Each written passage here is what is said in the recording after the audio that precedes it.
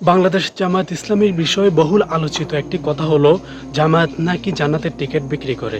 এই বিষয়ে স্পষ্ট করলেন বাংলাদেশ জামায়াত ইসলামী ঢাকা ৬ আসনের মনোনীত এমপি পদপ্রার্থী ডক্টর আব্দুল মান্নান স্যার। তিনি কি বলে শুনেন। যিনি জামাতের আমির উনি কি বলতে পারবেন যে আমি জান্নাতি? নো।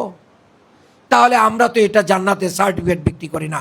তবে আমরা এই কথা বলি যে আপনি যদি আপনার ভোটটা একটা ভালো মানুষকে দেন, আর সেই ভালো মানুষ যদি এই সমাজের সবচেয়ে বেশি ভালো কাজ করে, সেই ভালো কাজের সওয়াব এবং ভাগিদার আপনি হবেন না।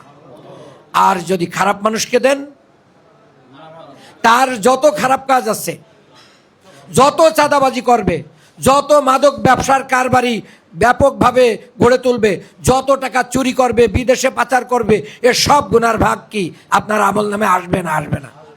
তাহলে ভুল জায়গায় ভোট দেওয়ার সুযোগ আছে? সুযোগ নাই। এটা নষ্ট করা যাবে না, আমরা এই কথা বলছি। তাহলে আপনি যদি ভালো মানুষকে ভোট দেন, আপনার আমলের পাল্লা কি হবে? ভারী হবে। আর আমলের পাল্লা ভারী হলে আপনার জান্নাতে যাওয়া সহজ হবে না কঠিন হবে? সহজ হবে।